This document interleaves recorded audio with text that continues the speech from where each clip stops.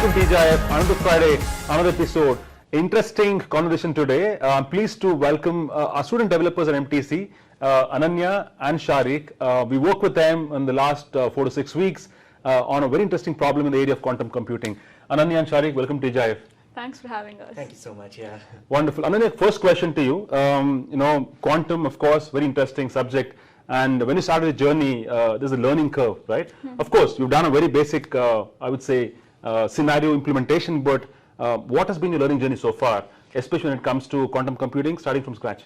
Yeah, so one might think the quantum computing learning journey might be very steep, but if you had structured materials, it wasn't the case. Okay. So we started learning with the fundamental difference between quantum and a classical computer. Okay. So while a classical computer operates on bits, which can have the values of 0 and 1, the quantum computer operates on qubits, which can have the values of 0 and 1, and Right. a superposition of these values. Right.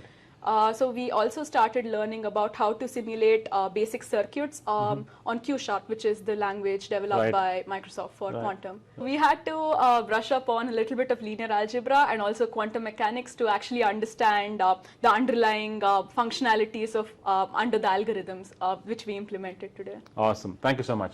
Sharik, your point of view?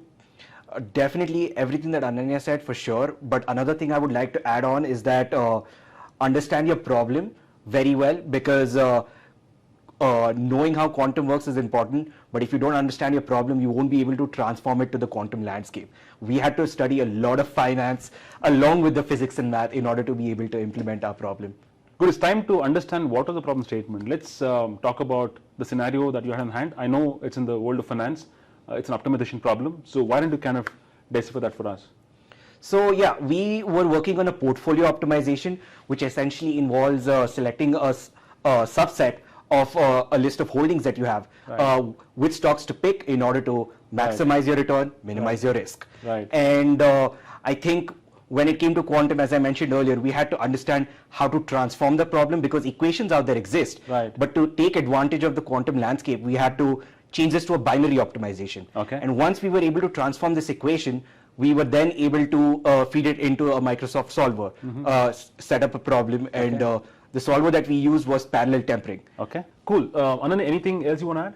Yeah, so the solver which we used was parallel tempering. Okay. So in Azure Quantum, we have 2 components. They are quantum-inspired optimizations and algorithms which work on actual quantum computers. Okay. So the algorithm we used was a quantum-inspired optimizer, Okay. which runs on a classical hardware but makes use of quantum principles. Wonderful, wonderful. Let's do this. I think it's time to take a quick look at the demo, and then we'll continue the conversation. So, over to you. Yeah. So we have used the Bombay Stock Exchange dataset, which has the historical data for top 50 companies for the last 20 years.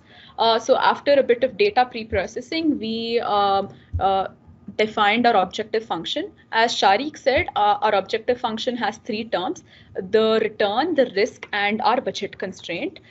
We are looking to maximize our return, minimize our risk, and the budget constraint imposes a penalty on the number of stocks which we need to select for the optimized portfolio. Okay, after formulating our optimization function, we submit our problem to the parallel tempering solver, which is available on Azure Quantum.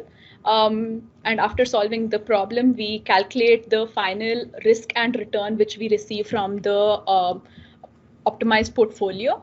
And this is what our optimized portfolio looks like. So we have our selected stocks and the number of shares to buy from each stock, and our constraints, which we have our budget constraint, and we can choose a risk aversion index as well. And we have our expected annual return and our risk expected annual return percentage and our risk. Cool, Anand, that was a very neat demo. Quick question, this is a common question all of us have. Of course, we know the power of quantum computing. For this problem, right, optimization in terms of portfolio optimization, why would anybody look at quantum computing for a problem like this? Specifically for our problem, the moment you add more constraints, like we added the budget constraint, Right. that changes the problem, it makes it more complex. Right. And when we have a complex problem like this, traditional algorithms aren't able to arrive at the most optimal solution. Okay. But quantum is.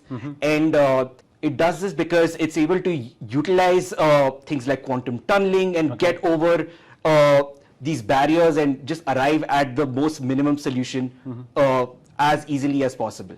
Okay, perfect. I think this is very insightful. 8 to 10 weeks of your effort. Intent was to understand how quantum computing as a stream of innovation or technology will help us take up very profound use case in industry and solve it with most accurate outcome. Yeah, awesome. Thank you so much for your time today. For all viewers, this was an experiment that we did at MTC using the power of Azure Quantum.